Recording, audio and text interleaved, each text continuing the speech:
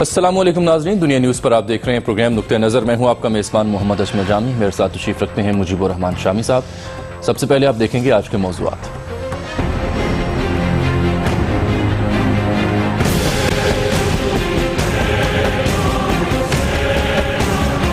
मुकर्रर वक्त पर रिटायर हो जाऊंगा, मुद्दत मुलाजमत में तोसी पर यकीन नहीं रखता। आर्मी चीफ जनरल राहील शरीफ का ऐलान। ISPR ने मुद्दत मुलाजमत में तोसी की अफवाहें बेबुनियाद करार देकर मुस्तरद कर दी। जनरल राहील को वक्त से बहुत पहले इस ऐलान की जरूरत क्यों महसूस हुई?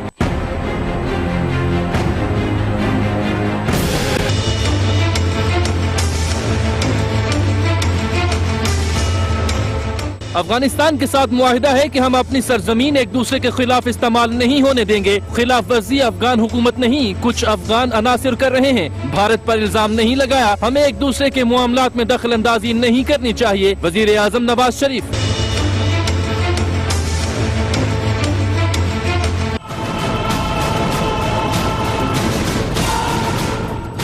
चार सतह में बाचा खान यूनिवर्सिटी मजीद एक हफ्ते के लिए बंद। जामिया में FC तैनात की जाए और अहलकारों को जदीद असलहा फराहम किया जाए। यूनिवर्सिटी इंतजामिया का हुकूमत से मुतालबा।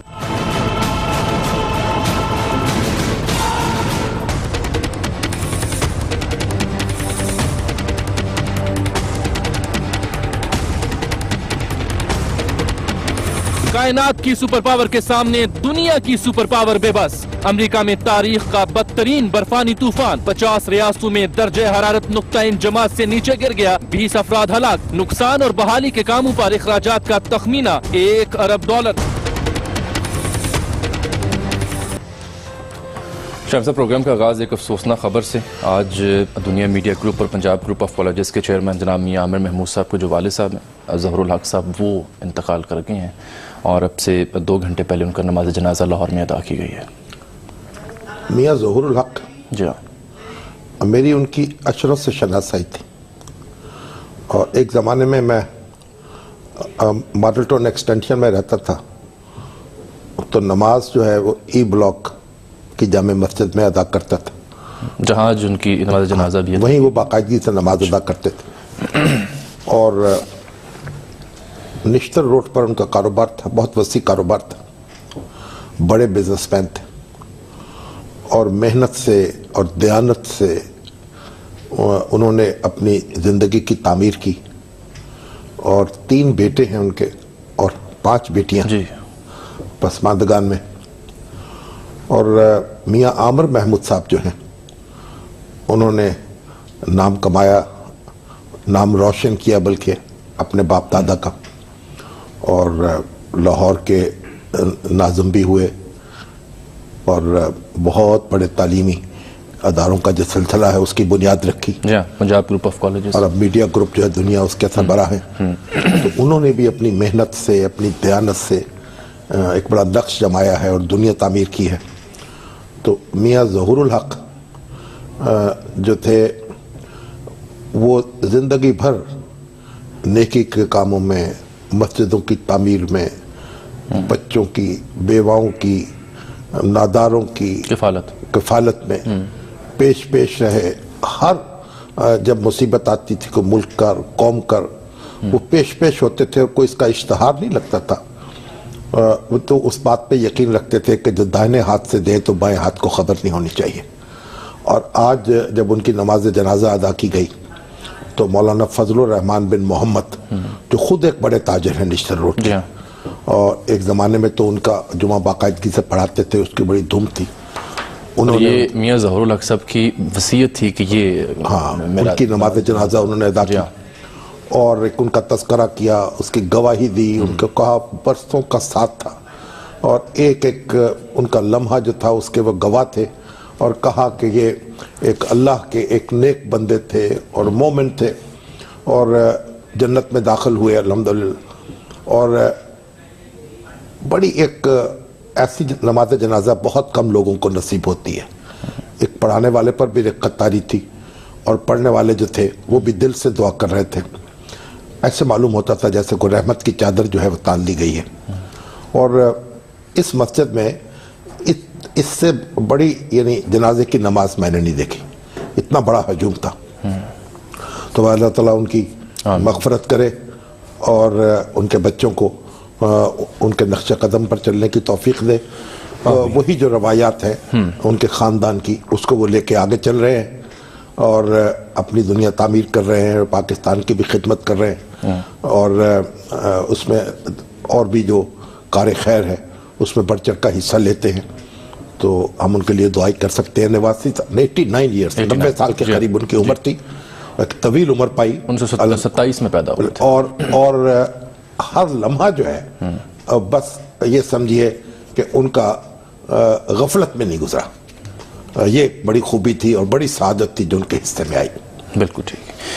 अब आर्मी चीफ जनरल राहील शरीफ का जिक्र हम कर लेते हैं। आज उनसे मंसूब 3 ट्वीट्स किए ISPR ने, जनरल बाजवा साहब ने अपने ऑफिशियल ट्विटर अकाउंट से, और उन्होंने कहा कि आर्मी चीफ जो है मुकर्रर वक्त पर रिटायर होंगे और वो मुद्दत मुलाजमत पर की तोसी में यकीन नहीं रखते और जितनी भी अफवाहें हैं इस सिलसिले में वो बेबुनियाद हैं। ये ISPR ने कैटेगोरिकली अपने 3 ट्वीट्स में इस बात को वाज़ेह किया है कि आर्मी चीफ एक्सटेंशन नहीं लेंगे। अब इसमें वो आर्मी जो एक अदारे की अजमत है जी, उस पर यकीन रखते हैं। बिल्कुल। गोया जब आप अदारे पर यकीन रखते हैं तो इसका मतलब यह है कि आप अपने आप को अदारा नहीं समझते और इस खुशफहमी में मुब्तला नहीं होते कि मेरे बाद इस अदारे का क्या बनेगा। हमारे मुल्क में तो यही होता है ना कि हर शख्स ये समझता है कि मेरे बाद, जैसे हमारे जो इक़्तिदार पे आ जाते हैं लोग, समझते हैं कि हमारे बाद इस मुल्क का क्या बनेगा, इसलिए वो इक़्तिदार छोड़ने का नाम नहीं लेते।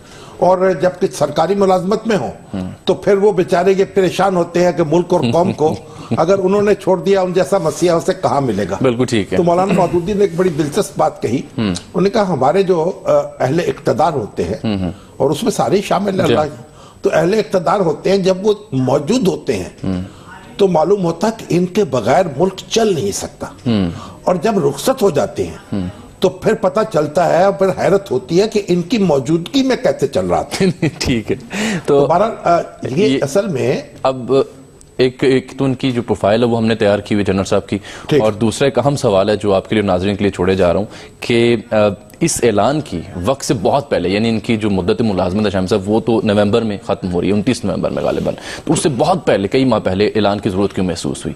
लेकिन उससे पहले उनकी ज़िंदगी पर एक रिपोर्ट देख लें। देखिए, जनरल राहील शरीफ 16 जून 1956 को कोयटा में मेजर शरीफ के घर पैदा हुए। यूं उनकी परवरिश एक फौजी घराने में हुई। आप 1971 की पाक भारत जंग में निशाने हैदर पाने वाले मेजर शबीर शरीफ के छोटे भाई हैं। लाहौर की GC यूनिवर्सिटी से तालीम हासिल करने के बाद राहील शरीफ ने 1976 में फ्रंटियर फोर्स की 6ठी बटालियन में कमीशन हासिल किया। उनके भाई मेजर शबीर शरीफ शहीद का ताल्लुक भी इसी यूनिट से था। जवान ऑफिसर के तौर पर गिलगित और पाकिस्तान मिलिट्री अकेडमी में खिदमत सर अंजाम दी। ब्रिगेडियर के ओहदे पर रहते हुए 2 ब्रिगेड्स की कमांड की। मिलिट्री एकेडमी के कमांडेंट के अलावा बतौर लेफ्टिनेंट जनरल 2 साल कोर कमांडर गुजरांवाला भी रहे। चीफ ऑफ आर्मी स्टाफ बनने से पहले इंस्पेक्टर जनरल ट्रेनिंग और इवेल्युएशन के ओहदे पर फाइज रहे। जनरल राहील शरीफ ने 29 नवंबर 2013 को बरी फौज के सरबराह के ओहदे का चार्ज संभाला। उनसे कबल जनरल इशफाक परवेज कियानी 6 साल फौज के सरबराह रहे। उन्हें पीपल्स पार्टी की हुकूमत ने 2010 में 3 साल की एक्सटेंशन दी। जनरल राहील पाक फौज के 15वें सरबराह हैं। वो सीनियरिटी में 30 नंबर पर थे, जबकि दूसरे सीनियर तरीन जनरल राशिद महमूद को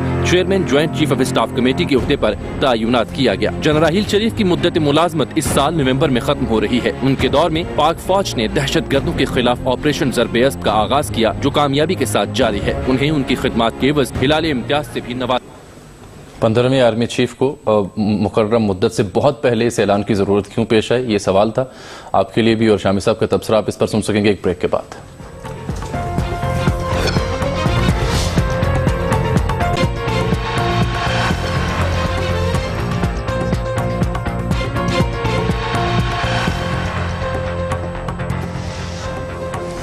वेलकम बैक नाज़रीन। शाम साहब, $1 मिलियन क्वेश्चन तो बहुत से होते हैं, लेकिन ये भी सवाल कोई $1 बिलियन से कम नहीं है कि ज़रूरत क्यों महसूस हुई, वो भी इतने माह पहले। पहले तो आप ये देख लें कि जनरल राहील शरीफ जो है उनके ख़ानदान में 2 निशान हैदर हैं जी। एक तो उनके भाई, और दूसरे उनके करीबी अजीज़ हैं राजा अजीज़ भट्टी शहीद, उसी ख़ानदान से ताल्लुक़ रखते हैं। तो 2 निशान हैदर हैं उनके यहाँ, और उनके बारे में तो मुतालबा होता रहा है। हमारे जो पाकिस्तान ऑब्जर्वर के जाहिद मलिक साहब हैं, उन्होंने बाकायदा इसकी कंपेन चलाई थी कि इनको फील्ड मार्शल बनाया जाए। अच्छा। हाँ। तो वैसे चलिए मैं तो जवाब देता हूँ, आपका क्या ख्याल है? मेरे पास तो दो ही वजूहत सामने आ सकी हैं जो मैंने गौर किया। एक तो देखिए, एक दरख्वास्त थी आज ये सुप्रीम कोर्ट ऑफ पाकिस्तान में दायर हुई आईनी दरख्वास्त, और ये खुदाई खिदमतगार के सैयद महमूद अख्तर नकवी साहब हैं, जो कहते हैं कि मैं पाकिस्तानी शहरी और समाजी कारकुन हूँ। ये कहते हैं जनाब के बड़े ये फलां हालात हैं मुल्क के, तो सुप्रीम कोर्ट जो है फौरी तौर पर ऐसा हुक्म सादिर फरमाए जिसके तहत सुप्रीम कोर्ट में जी आईनी दरख्वास्त, हाई कोर्ट में नहीं, सुप्रीम कोर्ट में जी, इनको जो है सुप्रीम कोर्ट में ना, ठीक। और उन्होंने कहा जी कि सुप्रीम कोर्ट एक तो लार्जर बेंच बनाए, कोई ऐसे इंतजाम और अहकाम जारी करे कि इनको 3 साल की एक्सटेंशन दी जाए जनरल रहील शरीफ को। उसके पीछे उन्होंने बड़ी लंबी चौड़ी तफसील लिखी। एक तो ऐसी दरख्वास्त है। दूसरा, अब पिछले 2-3 दिन पहले मैंने कुछ ऐसे प्रोग्राम्स देखे मुख्तलिफ टीवी चैनल्स पर जहां पर जो एंकर्स हजरात हैं हमारे, उन्होंने जनरल राहिल शरीफ को मुखातिब किया और उनसे मुकालमा किया उनकी गैर मौजूदगी में। उन्होंने बताया कि आपने जो हलफ उठा रखा है, आपने इंच इंच की चप्पे चप्पे की पासदारी का हलफ ले रखा है, तो आप हमें किन हालात में छोड़ के जा रहे हैं? 29 नवंबर को आप जा रहे हैं, 10 माह पहले से उन हजरात ने कहना शुरू कर दिया अभी न जाओ छोड़कर, अभी ना जाओ छोड़कर, दिल अभी भरा नहीं। हाँ, उनका आप हम इनके हवाले कर जाएंगे। तो ये 2-3 वजूहात मुझे सामने नजर आई हैं। देखें, अब बड़ी दिलचस्प बात यह है कि हमारे कई दोस्त जो हैं बड़े बाखबर समझे जाते हैं, वो ये बात कह रहे थे कि जनरल राहील शरीफ ने एक्सटेंशन लेने पर रजामंदी जाहिर कर दी है। आज कुछ ऐसी बातें गोया हुकूमत की दरखास्त उनको गई है, और कई नाम भी लिए जाते थे उसमें कि शहबाज शरीफ साहब हैं, चौधरी निसार अली साहब हैं, दूसरे लोग हैं, उन्होंने बात की है और उनसे कहा, गुजारिश की है कि आप कंटिन्यू करें। अच्छा, अब ये बात ये, उसके बाद कई दोस्त हमारे जो अमेरिका में मुकीम हैं, दानिश्वर हैं, बड़े बाखबर हैं जी, तो उन्होंने मुझे कहा कि जनाब ये फैसला तो यहाँ हो गया है कि इनकी वहाँ एक्सटेंशन होनी है। और फिर उन्होंने कहा, देखा नहीं आपने कि किस तरीके से उनका इस्तकबाल हो रहा है और किस तरीके से उनकी मेल मुलाकातें हैं।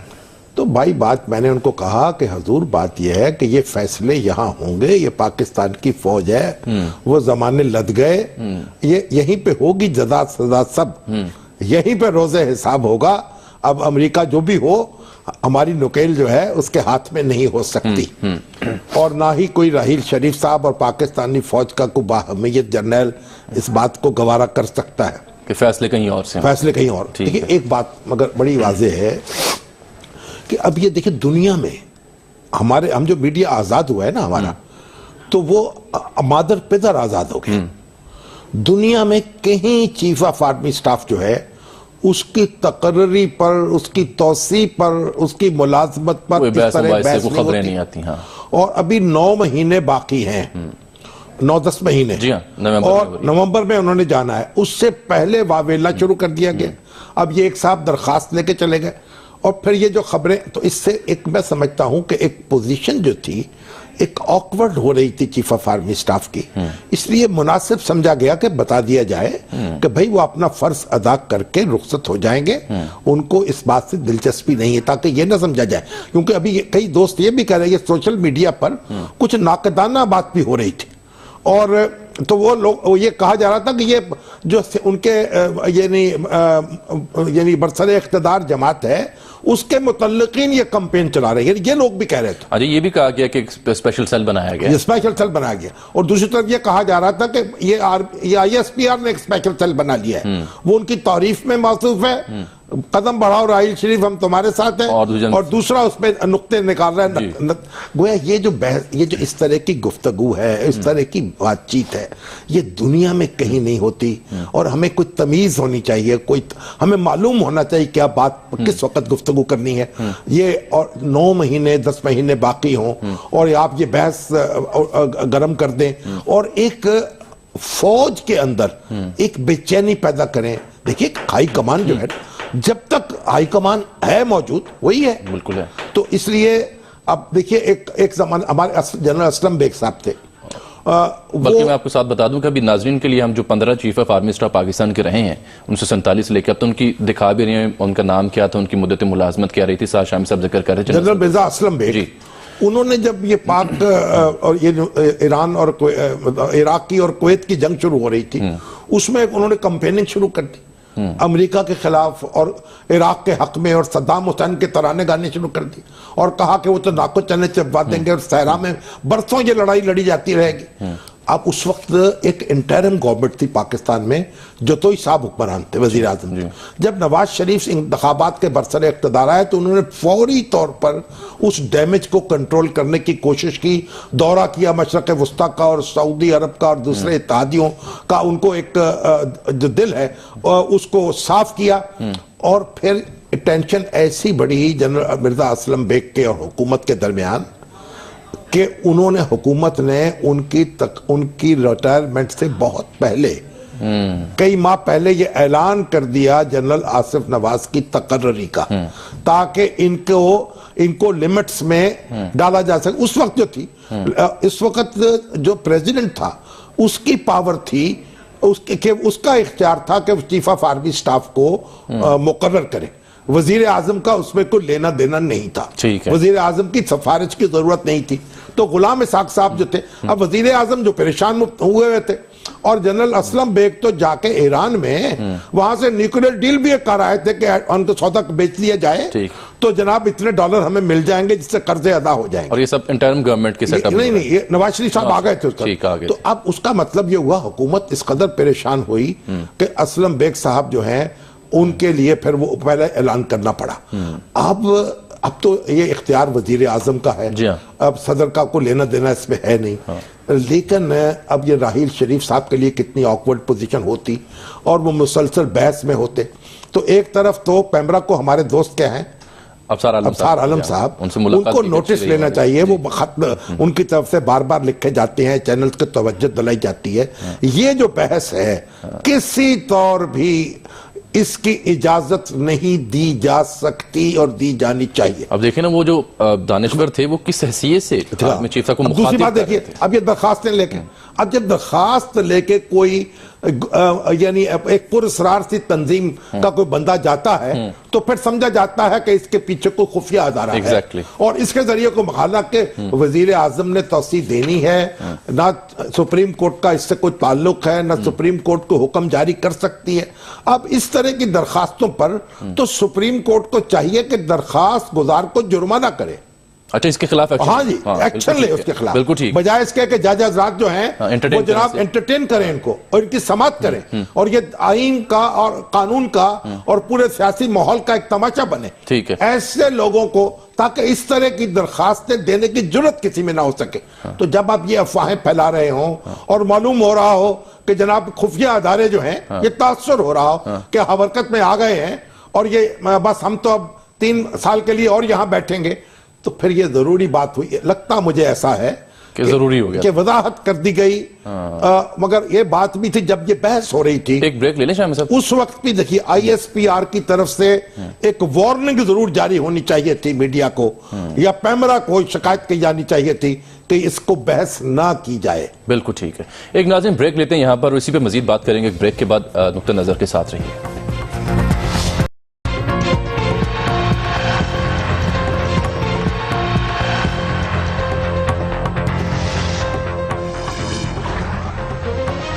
वेलकम बैक नाज़रीन। शाम साहब, ये एक्सटेंशन का जो मामला ज़ेरे बहस था, मेरा ख्याल है कि जनरल कहनी साहब इज़ द ओनली वन जिन्हें एक्सटेंशन मिली थी, वो भी जरदारी साहब की हुकूमत में, और आज उन्होंने कहा कि अच्छी बात है कि ये रिवायत जड़ नहीं पकड़ी, हालांकि खुद उनके दौर में एक्सटेंशन मिली थी। इससे पहले भी किसी को एक्सटेंशन मिली थी? जरदारी साहब ने कहा, हाँ जी, उन्होंने कहा जी बहुत अच्छी बात है कि ये तौसीक़ की जो रिवायत है ये जड़ नहीं पकड़ रही। यानी गोया उन्होंने जो रवायत कायम की थी, हाँ, उसकी जड़ कट गई है, यूं कह लीजिए। बड़ी दिलचस्प बात है। ये यूसुफ रज़ा गिलानी साहब ने रात गए एक टेलीविजन से खिताब करते हुए ये उनका जनाब उनकी एक्सटेंशन का ऐलान किया था, और जब उनसे पूछा गया एक मीटिंग में कि आपने एक्सटेंशन क्यों दी, तो उन्होंने कहा मैंने दी नहीं, उन्होंने ले ली थी। सुभान अल्लाह, ठीक है। और उनका इशारे से कहा कि उन्होंने ले ली थी। सुभान अल्लाह। जब ये असल में ऐवान सदर में और ऐवान वजीर आजम में जरदारी साहब के दौर में और यूसुफ रज़ा गिलानी साहब के दौर में कोई बात होती थी ना फौज से मुतल्लिक, क्योंकि ये हर वक्त ये खदशा लाक होता है कि वहां कोई टेप हो रही है सारी गुफ्तगू, ठीक है। तो जब फौज का जिक्र होता था तो फिर वो ऐसे इशारे से बात करते थे, वो नाम नहीं लेते थे, सही। कभी बस उन्होंने ले ली थी। तो गोया प्लेट में रखी। प्लेट में रख के नहीं, ठीक। बंदूक दिखा, यानी पिस्तौल दिखा के, तो कनपट्टी पे पिस्तौल रख के ले ली थी। ठीक। तो ये बहरहाल बात दुरुस्त थी वैसे? नहीं, अब ये तो वजीर आजम ने ये बात कही, जिसने देने वाला जो है जब ये कह रहा है तो फिर मुझे क्या हक है कि मैं उसको तरदीद करूं? ठीक है। अच्छा, अब आप सुनिए, बात यह कि ये जो हमारे अयूब खान साहब, अच्छा, उनको एक्सटेंशन मिली, सिविलियन गवर्नमेंट थी, फिरोज खान उनकी हुकूमत थी। अच्छा, तो वो पहली मिसाल है, वो पहली मिसाल है एक्सटेंशन की। इससे पहले आप देखिए कि हमारे यहाँ 2 कमांडर इन चीफ तो अंग्रेज रहे। जी हाँ, एक जनरल फ्रैंक मिसवरी और एक जनरल डगलस ग्रेसी। हाँ, ये ग्रेसी वो हैं जिनको कायदे आजम ने कहा था कि कश्मीर में फौजें दाखिल कर दें, तो वो दाखिल नहीं की उन्होंने। और ये पहली हुकूमतूली है जो कहते हैं की गई।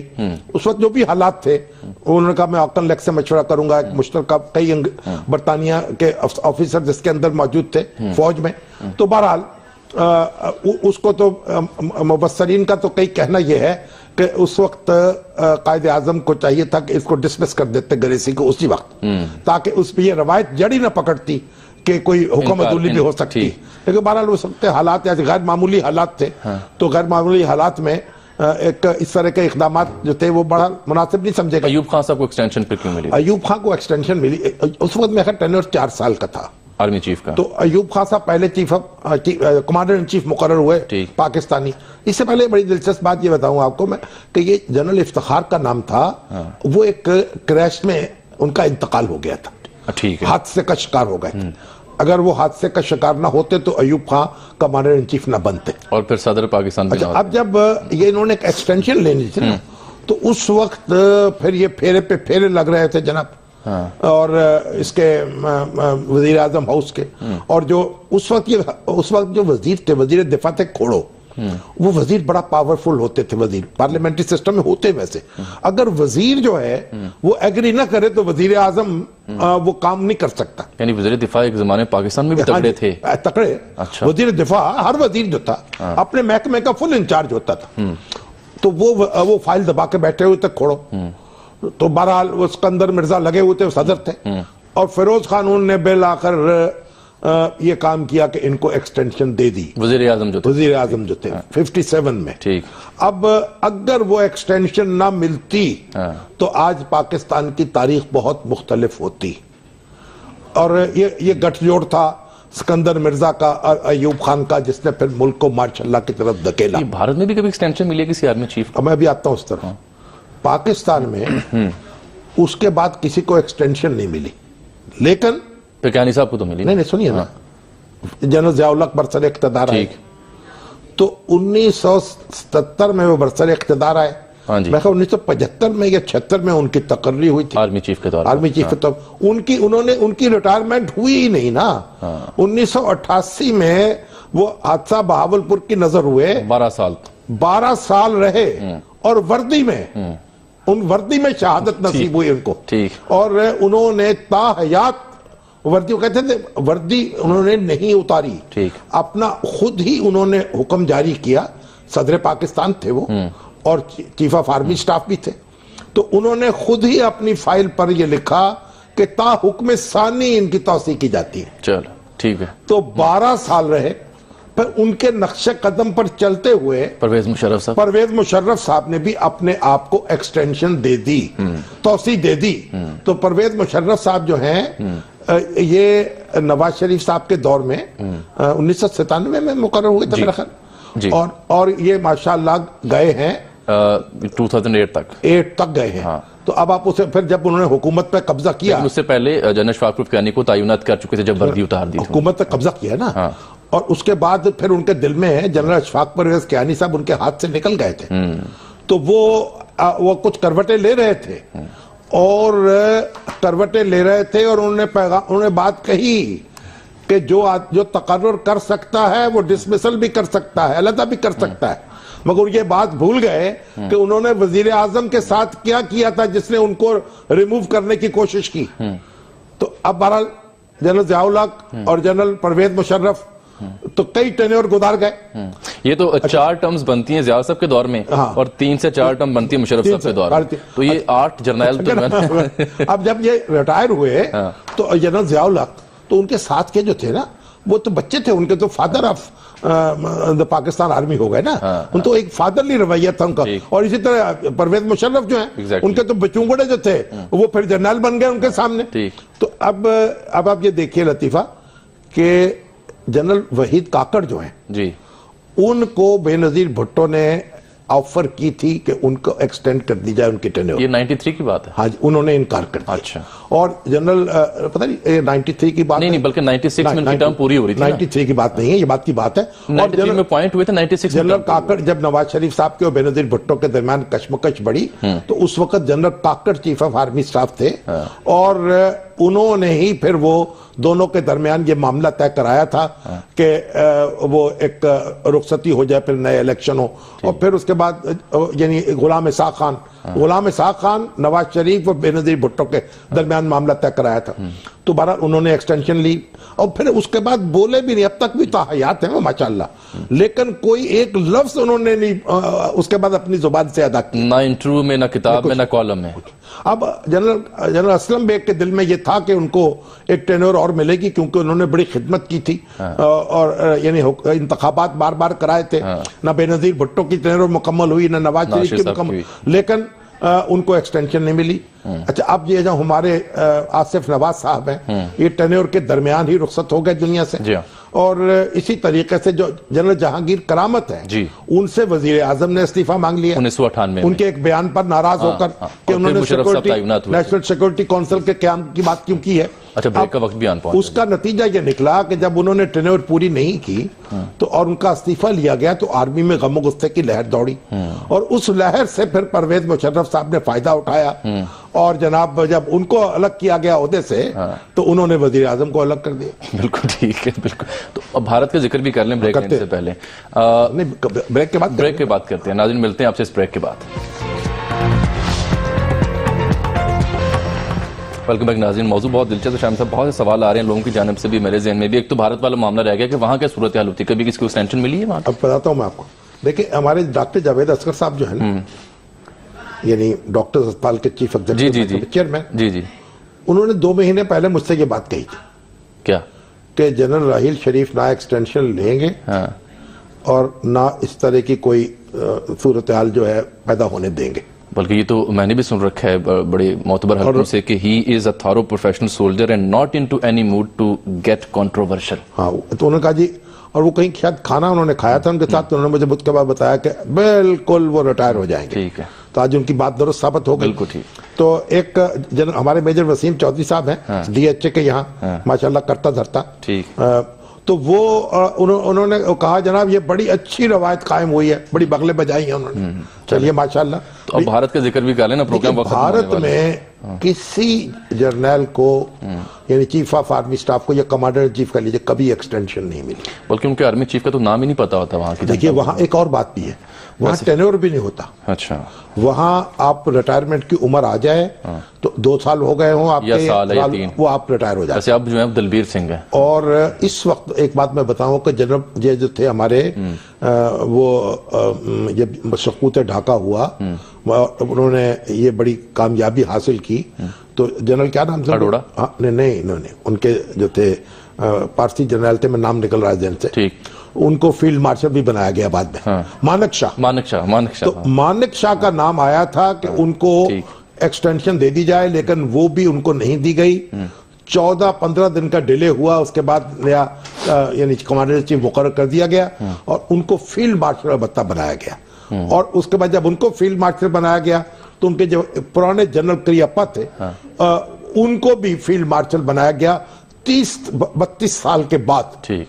तो ये वहां तो सीनियरिटी की बुनियाद पर तकर्रुर होता है और रिटायरमेंट की और आंखें बंद करके ये काम होता चला जाता है। जिस तरह हमारे सुप्रीम कोर्ट के जज जो है वो सीनियर तरीन जज जो है वो बनते हैं, चाहे 14 दिन के लिए। सीनियर तरीन जज जो है ना वो बन जाता है सीनियर तरीन जर्नल जो है। ठीक है। अच्छा, हम सब ये बताएं, कुछ ऐसा खदशा तो नहीं आपको लग रहा है कि अब जो अवामुन नास हैं या मुख्तलिफ जो चाहने वाले हैं, मुहिबाने वतन और मुहिबाने पाक फौज, वो सड़कों पर आ जाएं कि जनरल साहब मुतालबा वापस लें, हमें ये कबूल नहीं है, अवाम की वसीतर मफाद में, मुल्क के वसीतर हमारे कर्नल जमाल अब्दुल नासिर थे, उन्होंने इस्तीफा दिया था और फिर लोग इकट्ठे हो गए थे, फिर उसके बाद उन्होंने इस्तीफा वापस ले लिया। लेकिन मेरा ख्याल है कि इस तरह की सूरत जो है यहाँ पैदा नहीं होगी। ये जो मुहिब्बाने अफवाज पाकिस्तान है ना, इस फैसले, इस ऐलान के बाद कुछ ओस पड़ जाएगी उन पर। ठीक है। और अगर जनरल बाजवा साहब और हमारे दूसरे जनरल साहब ये तहैया कर लें कि इस तरह की एक्टिविटी जो है उसकी हौसला अफजाई नहीं करनी, तो नहीं होगी, दम तोड़ जाएंगे। बिल्कुल ठीक। अच्छा, प्रोग्राम के वक्त खत्म होने वाले बहुत से अहम मौज़ूआत थे जो आज ज़ेरे बहस आने थे, लेकिन वक्त की किल्लत है।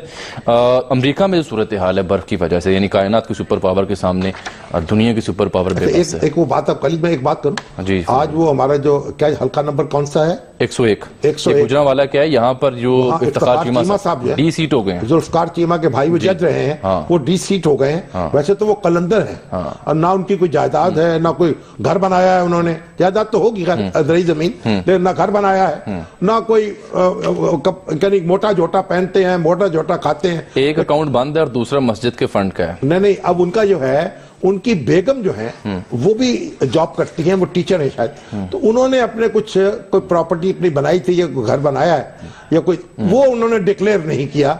इसकी बुनियाद पर सुप्रीम कोर्ट ने जो वो मर्द कलंदर है उसको उसके हल्के में कहा कि दोबारा इलेक्शन होना चाहिए, लेकिन ये कृपा जरूर की है कि उनको डिस्क्वालीफाई नहीं किया, दोबारा इलेक्शन के उसमें डाल दिया है। चलिए ये भी गनीमत है। बहरहाल कभी ऐसा भी होता है कि नहीं, जो मुत्तकी और परहेजगार लोग हैं और एक मिसाल होते हैं जो दयानत की, उनसे भी भूल चूक हो जाती।